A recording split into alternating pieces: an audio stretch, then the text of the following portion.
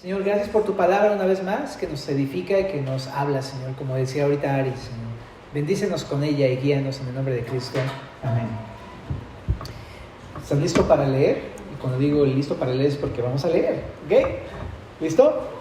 Venga, dice, todos los sabios de corazón de entre los que hacían la obra hicieron el tabernáculo de 10 cortinas de lino torcido, azul, púrpura y carmesí. Las hicieron con querubines de obra primorosa. La longitud de una cortina era de 28 codos y la anchura de 4 codos. Todas las cortinas eran de igual medida. 5 de las cortinas las unió entre sí y asimismo unió las otras 5 cortinas entre sí. E hizo lazadas de azul en la orilla de la cortina que estaba al extremo de la primera serie. E hizo lo mismo en la orilla de la cortina final de la segunda serie. 50 lazadas hizo en la primera cortina y otras 50 en la orilla de la cortina de la segunda serie. Las lazadas de la una correspondían a las de la otra. Hizo también 50 corchetes de oro, con los cuales enlazó las cortinas una con otra y así quedó formado un tabernáculo. Hizo asimismo cortinas de pelo de cabra para una tienda sobre el tabernáculo. 11 cortinas hizo. La longitud de una cortina era de 30 codos y la anchura de 4 codos, y las 11 cortinas tenían una misma medida. Y unió 5 de las cortinas aparte y las otras 6 cortinas aparte. Hizo además 50 lazadas en la orilla de la cortina que estaba al extremo de la primera serie y otras 50 lazadas en la orilla de la cortina final de la segunda serie. Hizo también 50 corchetes de bronce para enlazar la tienda de modo que fuese una. E hizo para la tienda una cubierta de pieles de carneros teñidas de rojo y otra cubierta de pieles de tejones encima. Además hizo para el tabernáculo las tablas de madera de acacia derechas. La longitud de cada tabla era de 10 codos y de codo y medio la anchura. Cada tabla tenía 2 espigas para unirlas una con otra. Hizo así todas las tablas del tabernáculo.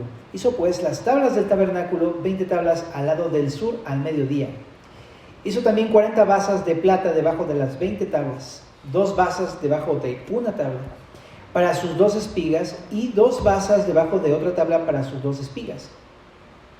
Y para el otro lado del tabernáculo, al lado norte, hizo otras 20 tablas con sus 40 basas de plata, 2 basas debajo de una tabla y 2 basas debajo de otra tabla. Y para el lado occidental del tabernáculo hizo 6 tablas. Para las esquinas del tabernáculo, en los 2 lados hizo 2 tablas, las cuales se unían desde abajo, por arriba se ajustaban con un gozne. Así hizo a la una y a la otra en las 2 esquinas. Eran pues 8 tablas y sus basas de plata 16, 2 basas debajo de cada tabla. Hizo también las barras de madera de acacia, 5 para las tablas de un lado del tabernáculo, 5 barras para las tablas del otro lado del tabernáculo y 5 barras para las tablas del lado posterior del tabernáculo hacia el occidente. E hizo que la barra de en medio pasase por en medio de las tablas de un extremo al otro. Y cubrió de oro las tablas e hizo de oro los anillos de ellas, por donde pasasen las barras. Cubrió también de oro las barras. Hizo asimismo el velo de azul, púrpura, carmesí, lino torcido. Lo hizo con querubines de obra primorosa. Y para él hizo 4 columnas de madera de acacia y las cubrió de oro, y sus capiteles eran de oro. Y fundió para ellas 4 basas de plata. Hizo también el velo para la puerta del tabernáculo, de azul, púrpura, carmesí, lino torcido, obra de recamador, y sus 5 columnas con sus capiteles. Y cubrió de oro los capiteles y las molduras, e hizo de bronce sus 5 basas. Capítulo 37. Hizo también Bezaleel el arca de madera de acacia. Su longitud era de 2 codos y medio, su anchura de codo y medio y su altura de codo y medio. Y la cubrió de oro puro por dentro y por fuera, y la hizo una cornisa de oro en derredor. Además fundió para ella 4 anillos de oro a sus 4 esquinas, en un lado 2 anillos y en el otro lado 2 anillos. Hizo también sus varas de madera de acacia y las cubrió de oro, y metió las varas por los anillos a los lados del arca para llevar el arca. Asimismo el propiciatorio de oro puro, su longitud de 2 codos y medio y su anchura de codo y medio. Hizo también los 2 querubines de oro, labrados a martillo en los 2 extremos del propiciatorio, un querubín a un extremo y otro querubín al otro extremo. De una pieza con el propiciatorio hizo los querubines a sus 2 extremos. Y los querubines extendían sus alas por encima, cubriendo con sus alas el propiciatorio, y sus rostros, el uno enfrente del otro, miraban hacia el propiciatorio. Hizo también la mesa de madera de acacia, su longitud de 2 codos, su anchura de 1 codo y de codo y medio su altura, y la cubrió de oro puro y le hizo una cornisa de oro alrededor. Le hizo también una moldura de 1 palmo menor de anchura alrededor, e hizo en derredor de la moldura una cornisa de oro. Le hizo asimismo de fundición 4 anillos de oro y los puso a las 4 esquinas que correspondían a las cuatro patas de ella. Debajo de la moldura estaban los anillos por los cuales se metían las varas para llevar la mesa.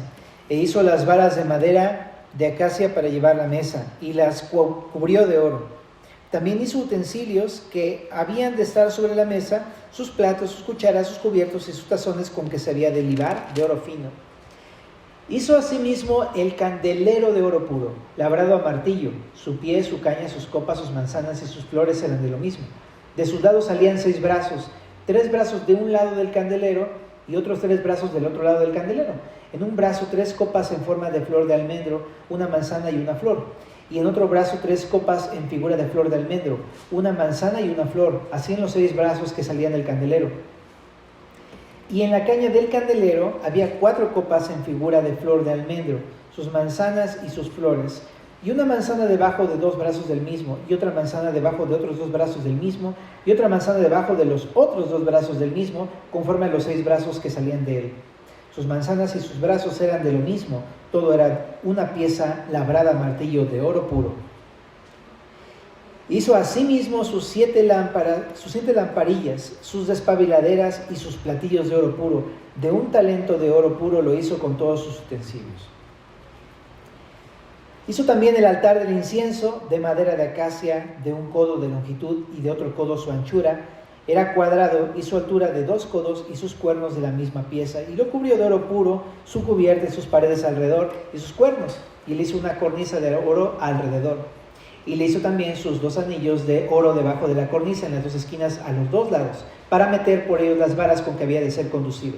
E hizo las varas de madera de acacia y los cubrió de oro. Asimismo, el aceite santo de la unción y el incienso puro aromático, según el arte del perfumador. Capítulo 38. Igualmente hizo de madera de acacia el altar del holocausto. Su longitud de 5 codos y su anchura de otros 5 codos, cuadrado y de 3 codos de altura.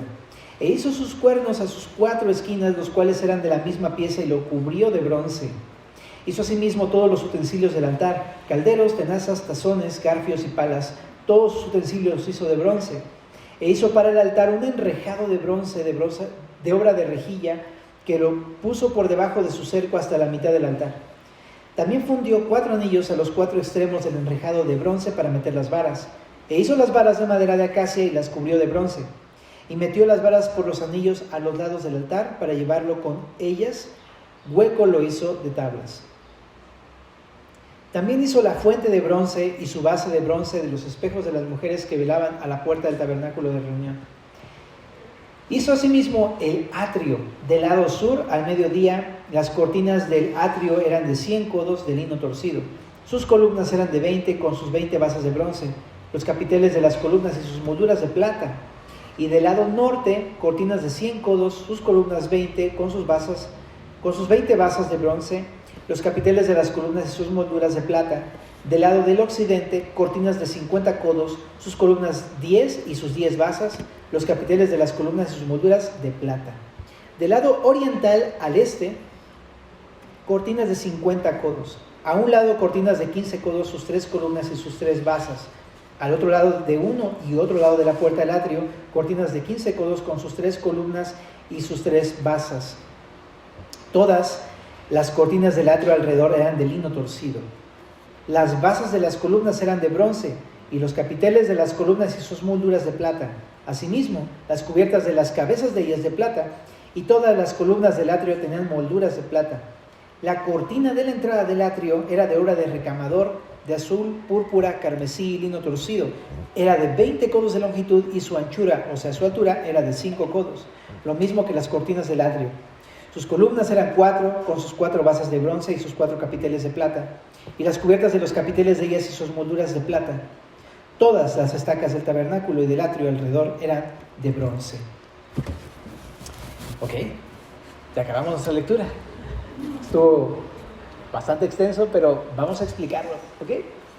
Entonces vamos a pedir aquí que nos apaguen la lucecita y vamos a tener unas imágenes aquí en el proyector, ¿vale? En primer lugar, quiero hacer referencia a que... Algo hacerme para atrás de una vez, ¿verdad? Para que vean aquí mis amigos. Ay, gracias, Luz. Muy amable. Gracias. ¿Ahí vemos? Eso. Ok, entonces en primer lugar, comentar que en Éxodo 25 al 27, Dios dio a Moisés las instrucciones para hacer todo esto. Y con esto, con estas instrucciones, mostraba su deseo de estar con su pueblo, habitando con ellos. Pero aquí vemos la hechura de todo lo que dijo Dios, lo cual más bien muestra el deseo del pueblo de estar con Dios. Por eso es que es distinto el enfoque. Pero vamos a explicar cada una de las cosas que hicieron. En primer lugar, la hechura del tabernáculo. Del verso 8 al 19 del capítulo número 36, vemos cómo se hicieron las cortinas. Pues aquí vemos pues la imagen así a grandes rasgos del tabernáculo con todo su patio, y vemos una primer cortina. Esta primer cortina del verso 8 al 13 es de lino, de azul, púrpura y carmesí. Aquí no se ve el detalle, pero si tú lo buscas en una imagen en internet te vas a dar cuenta del acabado tan bonito que tenía esta cortina, y es la cortina que tú veías cuando entrabas al tabernáculo. Esa es la cortina. Ajá. Tenía que ser 10 lienzos que estaban divididos en 5 y 5. 5 unidos del lado izquierdo y 5 del lado derecho.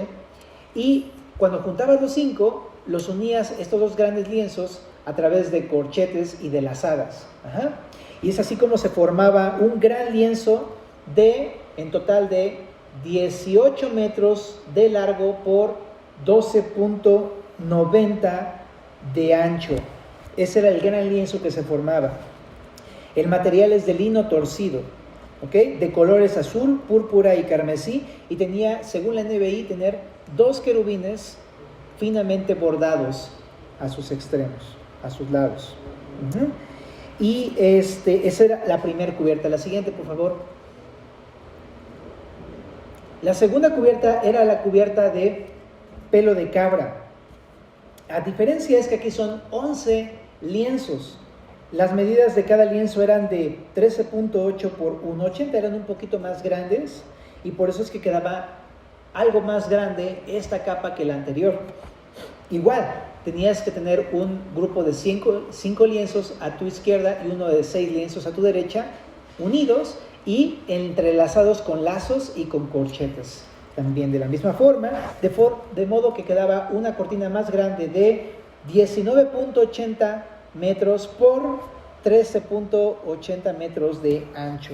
Era un poquito más grande y cubría el anterior. ¿Ok? El siguiente, por favor. El siguiente era 2 cubiertas. La primera era de pieles de carneros, que es esta que también no se aprecia mucho el detalle, pero tenía que ser teñida de rojo. La NTV dice que debe estar curtida. Esa es la otra cubierta. Y la siguiente, por favor. La siguiente, ahí también no se alcanza a ver, pero también es una cubierta de pieles de tejones, que también se traduce en la NTV como cuero de cabra. Entonces se entiende que es mucho más resistente para el exterior, para el agua, viento, lluvia y todo, el sol. Pero a la vez, al ser de cuero, era un acabado muy fino. Entonces se veía fino desde afuera. O sea, era una cosa muy bonita del tabernáculo de reunión. Y esas son las 4 cubiertas del tabernáculo, el techo, ¿verdad? Ok. Pero pasando al verso número 20 al 34, leímos que el pueblo hizo la estructura a la cual iba pues montada todo esto. Y aquí se ve, mira aquí, está bien padre los dibujantes, los ilustradores, porque quitan aquí parte del lienzo para que veamos lo de adentro. Son una estructura de tablas, de madera de acacia, ¿no? Entonces, en primer lugar, la cantidad de tablas era de 46 tablas a todo alrededor, y estaban encajadas en unas bases aquí en el piso, ¿no? Tenían que tener unas ranuras para encajar esas tablas dentro de esas bases, y cada tabla tenía 2 bases. Ajá. Y en esta siguiente disposición, 20 al sur, 20 al norte y 6 al occidente. Ahora, aquí en el cuadro pensarías que el norte está acá, pero no, déjame explicarte. Aquí lo colocaron un poco distinto en el dibujo, ¿ok? Pero el norte realmente es este. Ajá. El sur es este. Este es el occidente y este es el oriente. Entonces, si te das cuenta, la puerta va dirigida al oriente, donde sale el sol. Ajá. Ok, esa es la forma en cómo presentó este ilustrador este dibujo. Pero entonces, entendiendo eso, 20 tablas iban al sur, o sea, 20 de este lado, iban 20 al norte, 20 acá, iban 6 tablas de este lado en el occidente. La dimensión de cada tabla es de 4.60 metros de alto y el ancho de cada tablita es de 0.69 metros. Esa es la dimensión de cada tabla. Entonces, si tú juntas todas las tablas, resulta que de aquí hasta acá el largo del tabernáculo te queda un largo de 13.80 metros y el ancho te queda de 4.14 metros de ancho. O sea, para que te des color, este lugar de ese muro a la pared de ahí al fondo, o sea, pues la pared pues, ese es de 14 metros. Más o menos es de ese largo y el ancho pues es de 4 metros, más o menos lo que tiene eso, mira, así, para que te des color de las dimensiones del tabernáculo. Y de 4.60 de alto. Ok, entonces así estaba dispuesto y en cada una de las esquinas tenía un refuerzo de 2 tablas más, con 4 bases más, y para que reforzara la estructura. Pero no solamente eso, en el verso 31 dice que había unas barras de madera, que son estas que se alcanzan a notar por aquí en la ilustración, que son pues, por supuesto para reforzar, armar la estructura y que estuviera firme, ¿verdad? También había una barra central aquí en medio, que es la barra, pues el travesaño que se le llama, que aquí en el dibujo no se ve, pero había un travesaño de este lado, en medio. Bueno, más adelante estaban los 2 velos. En esta misma ilustración se alcanzan a observar. En el verso 35 al 38 dice que tenía que haber 2 velos que hicieron. Uno de estos es este velo que está aquí, que es, digamos, la puerta que da del patio hacia el lugar santo, y el otro velo es este que se alcanza a ver aquí, que es la división entre el lugar santo y el lugar santísimo, donde estaba el arca del pacto. Entonces son 2 velos, 2 puertas, el velo interior y el velo exterior, y cada uno tiene unas columnas. El velo interior tiene 4 columnas, el velo exterior tiene 5 columnas para soportar el velo, con sus bases y sus molduras. Bueno, siguiente. En el capítulo 37 del verso 1 al 9 leímos cómo tenía que hacerse, o más bien hicieron, el arca del pacto. El arca del pacto es este, que creo que muchos lo han ubicado ya anteriormente, ¿verdad? Pero es una caja realmente, de madera cubierta de oro puro. Y hicieron el arca con su cornisa, que es este pequeño filete que alcanzas a ver ahí alrededor en la parte de arriba. Las dimensiones son de 1.15 de largo por 69 centímetros de ancho por 69 centímetros de altura. Esas son las dimensiones del arca. Y tiene que tener anillos, que son estos pequeños anillitos en los cuales iban montados las varas. Aquí hay unos anillos, aquí hay otro anillo, aquí hay otro, y en la parte de atrás otro. Y se insertaban las varas para transportar el arca, porque no podías tocar el arca, a menos que quisieras caer muerto, ¿verdad? Entonces ese es el propósito de las varas para transportarlo. Y también hicieron un propiciatorio. ¿Qué significa? Era la tapa del arca, es una tapa, pero era llamada así, el propiciatorio, porque ahí se iba a derramar la sangre del sacrificio, ¿no? La propiciación por nuestros pecados, ¿verdad? Así es que ahí va a ser derramada la sangre de los sacrificios. Y tenían que hacerse también 2 querubines, que son especie de ángeles, ¿no?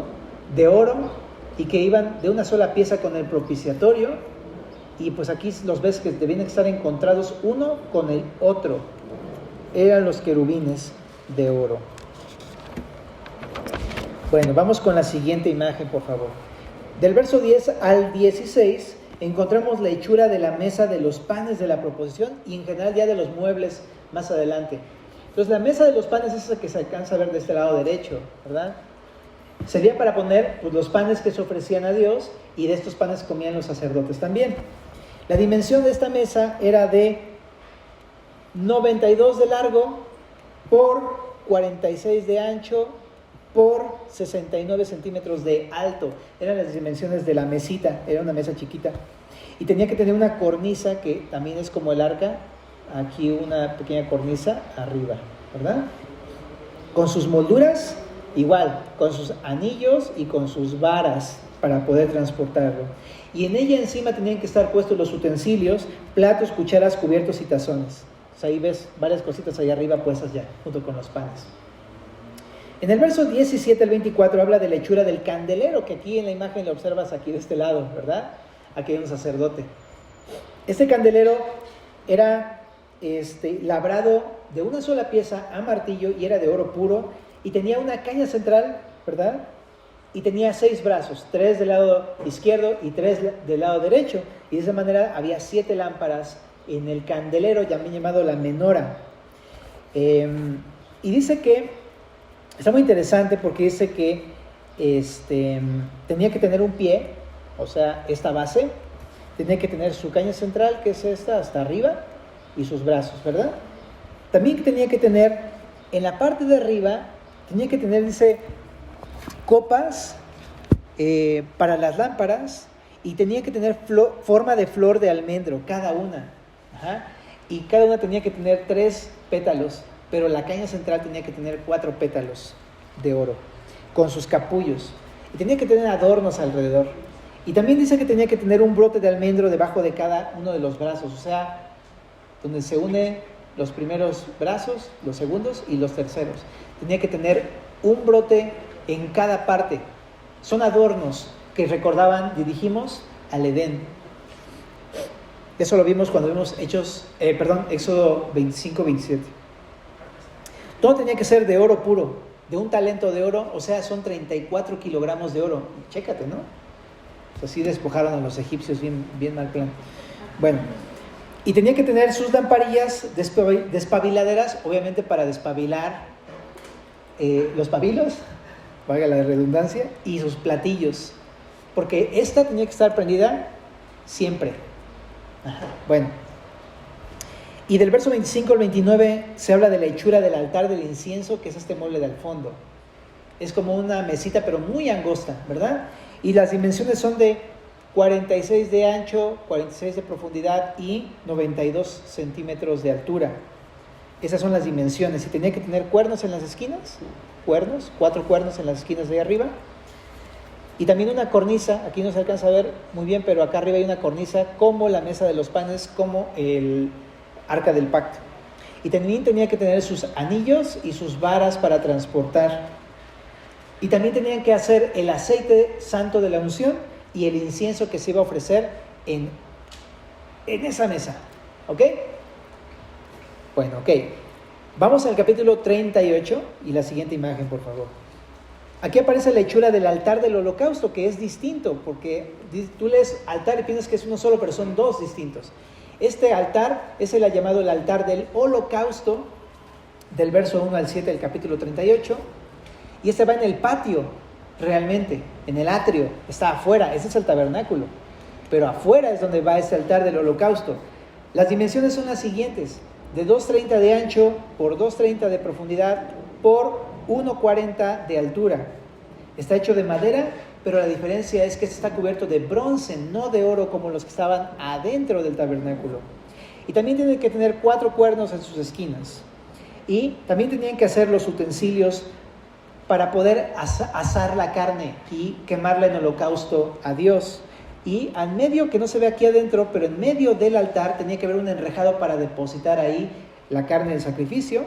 Y también tenían que tener sus anillos y sus varas, aquí se ve, para su transportación. En el verso 8 del capítulo 38 narra la hechura de la fuente de bronce. Es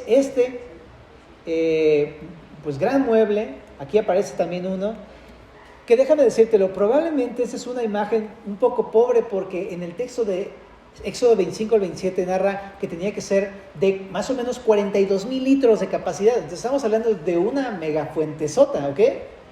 Es como de esos tinacos rotoplas, pero imagínate, ¿no? Si a uno le cabe 10,000, son como 4, o sea, es una gran fuente. Y estaba asentada sobre 12 bueyes, 4 hacia el norte, 4 hacia el sur, hacia el oriente y el occidente. Y de ahí se lavaban los sacerdotes para poder servir. Pero aparte también tenían 10 fuentecitas chicas móviles que estaban a los lados del tabernáculo para la limpieza de todos los utensilios. Bueno, pero aquí más o menos te das color, que es una fuente para lavarse. Bueno, ok. Y en el verso 9 al 20 está la última imagen que vamos a ver, que es ya propiamente el atrio del tabernáculo. O sea, nos referimos al patio que está cercado por toda esta gran cortina de alrededor, ¿verdad? Entonces, vemos cómo ahorita hicimos la descripción del tabernáculo, pero ahora vamos a ver el patio. Entonces, está hecho de cortinas de lino y la dimensión es de 46 metros de largo, norte, 46 del lado sur, 23 metros del lado occidente y 23 metros del lado oriente. Ajá. Y una altura de 2.3 metros de alto. Bueno, para la colocación de esto tenían que haber 50 columnas aquí alrededor, ¿verdad? 50 columnas de madera. 20 al sur, 20 al norte, 10 al occidente. Ahí van 50, ¿verdad? Y ahí nada, y me faltó, son 60, ¿verdad? Y 10 aquí al oriente, son 60, perdón. Bueno, y cada una con sus bases, ese es el punto. Ahora, aquí hay una especificación en el lado oriente, porque aquí está la puerta. Entonces, lo que explica el texto es que habían 3 partes. Una cortina izquierda de 6.9 metros, una cortina derecha de 6.9 metros y la puerta de 9.2 metros. En total, 23 metros. Con sus estacas, y también tenían que tener capiteles, que son esos pequeños adornos que se ponen encima de los postes, ¿no? Con sus cubiertas. Y esa es la explicación del texto. Pues está bien interesante, ¿verdad? Y medio complicadillo ahí todo esto, pero ¿qué tal? ¿Todo bien? ¿Sí? Ok, bueno. ¿Pero qué significa el texto para nosotros? Te decía que mientras las instrucciones de Dios para la construcción del tabernáculo mostraban el deseo de Dios de estar con su pueblo, aquí vemos cómo el pueblo responde a Dios. Lo que hacen es todo el tabernáculo, y esto nos muestra el deseo del pueblo de que Dios esté habitando entre ellos. Todo su trabajo, esfuerzo, tiempo, recursos demostraba que ellos en verdad anhelaban que Dios estuviera ahí. ¿Estás de acuerdo? Si no, no hubieran hecho tantas cosas. Y todo lo que hicieron, si te das cuenta, en cada una de las cosas se necesita sabiduría y del Espíritu de Dios. Sí estamos de acuerdo, ¿no? O sea, si no tuviéramos la imagen, todos estaríamos así. De hecho, lo leímos y a lo mejor estaba así, ¿no? Que nos íbamos, porque no está fácil leer, como estudiar, entender todo esto. Y se necesitaba una mente como la de Bezalel que te proyectara el diseño. Entonces, realmente se necesitaba sabiduría y del Espíritu de Dios, tanto para la proyección como para la hechura de todo, ¿no? Estamos totalmente de acuerdo con esto. Ahora, esa sabiduría, ¿te acuerdas? Es la palabra jokmah. La jokmah era la virtud o la capacidad de llevar a la hechura algo de modo que se viera una obra hermosa. Entonces esta palabra se ocupaba de los artesanos generalmente. Cuando alguien hacía un mueble y le quedaba así espectacular, decía, este cuate tiene jokmah, tiene sabiduría de parte de Dios. Entonces eso es, Dios le dio sabiduría, capacidad a Bezalel para llevar a la hechura de una manera hermosa todo lo que Dios les había dicho que hicieran. Entonces tenía jokmah de Dios. Bueno, pero ¿qué podemos aplicar a nuestras vidas de todo lo que estamos leyendo? Punto número 1. La presencia del Señor no solamente habitó con el pueblo de Israel en ese lugar, sino que en el Nuevo Testamento se revela que también la presencia de Dios habita en el creyente, en Cristo. Y no es por obras del creyente, sino más bien es por obra de Jesucristo, el cual siendo Dios se hizo carne y vino a buscarnos, ¿no? Esto es increíble, es muy parecido al tabernáculo, porque aunque ellos hubieran hecho el tabernáculo, si Dios decía, no bajo, pues no baja y no hay una presencia de Dios entre el pueblo. Pero fue obra de Dios, ¿no? Por supuesto, Él vio la disposición del pueblo, pero fue Él el que lo hizo y descendió para estar con ellos. Así que es bien importante entender que si Dios habita en nosotros no es por nuestras obras, es porque Él lo ha querido así. Y lo demostró desde el primer momento. Jesús es Dios, pero no le importó el ser igual a Dios como cosa que aferrarse, ¿te acuerdas? En Filipenses, sino que se hizo carne y vino a nosotros. ¿verdad? Vino a nosotros, es Jesús el que se hizo carne. Pero, ¿sabes? Vino con un propósito, para morir en la cruz y para resucitar al tercer día. ¿Y para qué murió? Para que nuestros pecados fueran pagados y entonces Él pudiera habitar dentro de nosotros. Para eso vino el Señor. De la misma forma en como el tabernáculo servía para eso, también nuestro cuerpo es el templo del Espíritu Santo. Y Él viene a habitar dentro de nuestros corazones, literalmente, de una manera espiritual, por fe. Y ahí es bueno recalcar esto. No es por obras. Dice Efesios que es por gracia, por medio de la fe. En otras palabras, Dios habita en nosotros cuando creemos en Jesús. Por fe. ¿En quién es Jesús? Es Dios. Y en lo que hizo Jesús, murió y resucitó. Murió por nuestros pecados y resucitó al tercer día. Y de esa forma, por fe, es que habita en nosotros. En otras palabras, para concluir ese primer puntito, nuestra relación con el Señor es gracias a Cristo. Gracias a Cristo tenemos una relación con Dios. Pero, punto número 2. Aunque nuestra relación con Dios fue posible gracias a Cristo, todo creyente debe responder a esa relación. Es lo que hizo el pueblo de Israel. Respondieron, sabían que Dios quería estar entre ellos y dijeron, pues vamos a hacer el tabernáculo. Vamos a trabajar, vamos a invertir tiempo, fuerza, recursos, todo vamos a hacerlo porque Dios va a habitar entre nosotros, y se pusieron a trabajar. Y presentaron sus dones, talentos y todo esto que vimos anteriormente. Así lo hicieron. Y de la misma forma nos enseña esto. ¿Cómo poder responder a esta relación que ha Dios hecho con nosotros posible gracias a Cristo? Pues expresándole a Dios de maneras prácticas nuestro deseo de estar con Él. Eso es lo que tenemos que hacer. Expresarle a Dios de maneras prácticas nuestro deseo de estar con Él. Sí. Si Dios... voy a hacer una pregunta así, muy obvia. ¿Alguien tiene a Dios en su corazón? O sea, ¿alguien ha creído en Cristo? ¿Sí? ¿Sí? Ok. Eso es algo grandioso, que ya al creer en Cristo, ya nada más con eso tengas la presencia de Dios en tu vida, ¿no? Es algo maravilloso y tenemos comunión con Dios. Pero así como el pueblo respondió, nosotros también tenemos que responder ante ese hecho de que Dios habita en tu corazón. Y te decía, a través de maneras prácticas, poniéndolo en forma de pregunta, sería la siguiente. ¿Qué cosa práctica o qué cosas prácticas puedes hacer para mostrarle a Dios tu deseo de estar con Él? Está muy interesante meditar en esto, ¿no? Pero hay muchas formas prácticas. Por ejemplo, ¿quieres que Dios esté contigo? Y dices, pues entonces, ¿qué una forma práctica cuál será? Pues orar, ¿ok? ¿No? Es una cosa práctica que puedes hacer. Orar. Una cosa práctica que puedes hacer es leer tu Biblia, ¿no? E incluso invertir en una Biblia. A veces de repente no vemos estas cosas como cosas prácticas, sino como deberes, ¿no? Y es muy interesante porque quiero ponerlo de esta manera, como confrontándonos un poquito. A veces no estamos dispuestos a hacer muchas cosas o incluso nada para expresarle a Dios nuestro deseo de estar con Él. A veces no estamos dispuestos ni a orar, ni a leer, o es más, ni siquiera a comprarnos una Biblia. Pero si decimos, no, pues Dios quiere estar conmigo, pues sí, pero ¿de qué forma le estás demostrando tú a Dios tu deseo de estar con Él? O sea, en otras palabras, ¿ves el comprarte una Biblia como una obligación o como una oportunidad para expresarle tu deseo? Dios, me la compro porque en verdad quiero buscarte.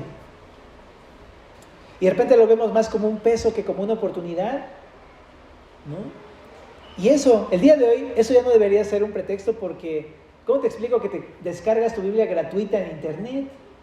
Pero aunque la tuvieras que comprar, hay Biblias económicas. Es más, aquí en Semilla, luego te decimos, si no tienes Biblia, pues pasa con un servidor y te regalamos una.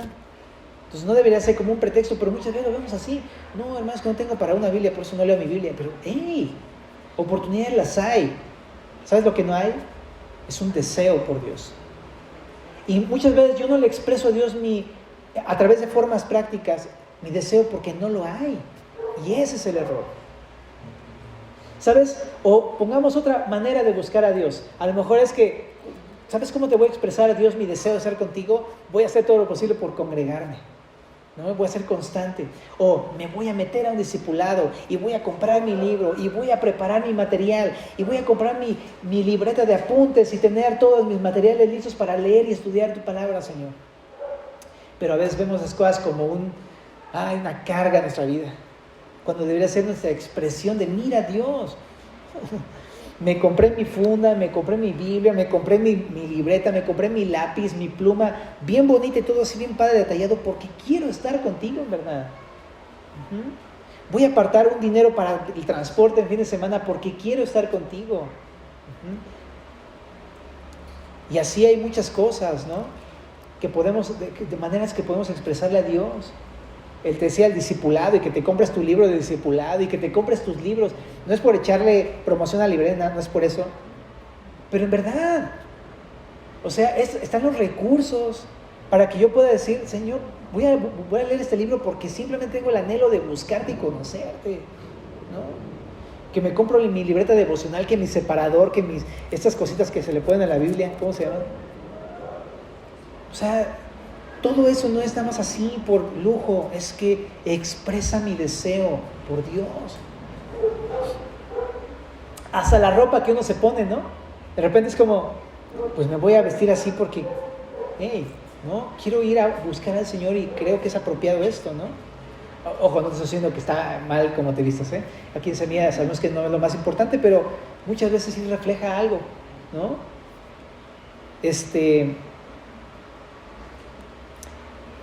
Entonces, o sea, esto puede sonar raro, pero es como de repente consideramos que no vale la pena hacer tanto esfuerzo por el Señor, ¿no? Y vemos cómo todo lo que hizo el pueblo de Israel implicaba trabajo, esfuerzo, implicaba tiempo, implicaba voluntad del pueblo. Y de repente vemos todas estas cosas que hacemos por Dios como algo secundario. Es que no, ¿vale realmente la pena hacer algo por el Señor? ¿Por buscar al Señor? ¿Vale la pena invertir tanto dinero en comprarme todas esas cosas para buscar al Señor? ¿Vale la pena invertir todo este tiempo de discipulado y el tráfico para buscar al Señor? ¿Vale la pena esforzarme por levantarme temprano a orar? ¿Vale la pena todo lo que hago? Muchas veces no lo consideramos como algo valioso, hermanos. Menospreciamos nuestra relación con Dios porque no tenemos el deseo de buscarlo. O pensamos, es que es una pérdida de tiempo.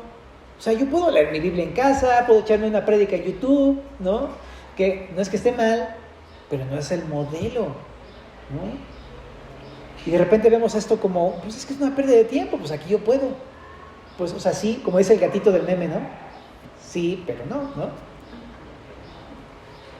Porque quizá esto demuestra más bien tu falta de deseo por Dios, ¿no? Entonces, vamos a terminar esta parte con el Salmo 42. Mira lo que dice el Salmo 42. Como el ciervo brama por las corrientes de agua, así clama por ti, oh Dios, el alma mía. Mi alma tiene sed de Dios, del Dios vivo. ¿Cuándo vendré y me presentaré delante de Dios? Fueron mis lágrimas mi pan de día y de noche, mientras me dicen todos los días, ¿dónde está tu Dios? Lo que veo es que David estaba en persecuciones y no estaba en el templo donde anhelaba estar su corazón. Y dice, así como un ciervo, David estaba en el desierto y lo único que veía era ciervos, ¿no? De esos animalitos brincadores, ¿no? Y lo único que veía es cómo estaban buscando el agua por todas partes, como desesperados. Y dice, así como esos ciervos que están buscando el agua, así Dios, ¿cómo quisiera estar otra vez ahí donde tú estás? Y es lo que nos muestra cómo quiere Dios que tengamos el anhelo por Él. Que digamos, Señor, así como un ciervo en el desierto busca las aguas, así mi corazón te desea con todo mi corazón. Ya quisiera yo decir, ¿ya cuándo van a ser las 6 de la mañana para despertarme y buscarte? ¿Cuándo van a ser las 8 de la noche para volver a abrir mi Biblia? ¿Cuándo va a venir el fin de semana para que yo pase otra vez tiempo contigo? Para que yo otra vez me pueda congregar y escuchar tu palabra en tu casa. Y nos confronta porque a veces no sucede eso. A veces más bien es al contrario, ¿no? Ay, híjole, ya son las 6, no manches, ¿no? Ay, ya es domingo, ¿no? Y es eso. ¿Acaso se ha apagado el deseo de Dios en tu corazón? ¿Qué dicen tus acciones? ¿En la práctica muestras algo real por buscar a Dios? ¿Por demostrarle a Dios tu deseo por Él? ¿O solamente se queda en un deseo? ¿No? Búscate cosas. No es que tengamos una serie así como, ya sabes, paso A, paso B. No, tú invéntate formas. ¿Cómo podrías expresarle a Dios con prácticas tu deseo por Él? A lo mejor dices, ¿sabes qué? Puedes inventarte una forma como decir, hoy voy a prepararme un cafecito y me salgo al parque. Me voy a ir a caminar para estar orando alrededor ahí de la cuadra para orar. Ahora lo que voy a hacer es, ¿sabes? El fin de mes me voy a ir con mi familia a tal lado y voy a orar con ellos y voy a leer la palabra ahí bien padre con ellos. Voy a pasarme un tiempo, ¿no? O sea, invéntate maneras, ¿no? Que te compraste la pluma porque te ayuda a recordar el versículo, que te llevaste, no sé, una tarjetita con el versículo, que te llevas tu Biblia ahí para todos lados y en cuanto puedes la abres. O sea, yo no sé qué de maneras, pero búscate formas, invéntate formas, pero demuéstrale a Dios tu deseo por Él. Muchas veces el corazón no sabe que eso es lo que necesita hacer hasta que lo haces. Y cuando lo haces dices, qué bueno que lo hice. Es como esos tiempos de oración que dices, no, pero me resisto, pero cuando lo hago digo, gracias, cuánto necesitaba esto. No sabía que era un ciervo en el desierto que necesitaba agua, hasta que bebes el agua. Y sabes, para hacer esto necesitamos la sabiduría de Dios y el Espíritu de Dios. ¿Estamos de acuerdo? Esta jogma, esta capacidad para hacer de esto algo hermoso para Dios. Y para eso sí necesitamos sabiduría. La sabiduría de Dios te la da si tú se la pides, dice Santiago. Pues pídele, Dios, dame sabiduría para cultivar mi relación contigo, para alimentar mi relación contigo, dame formas creativas para hacerlo.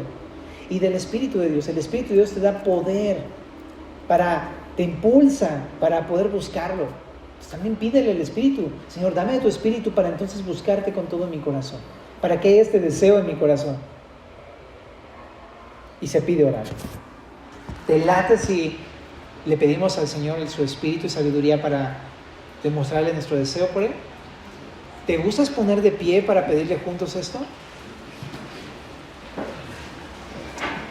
Y ahí donde estás puedes orar en baja voz, pero puedes pedírselo con tus palabras, ¿no?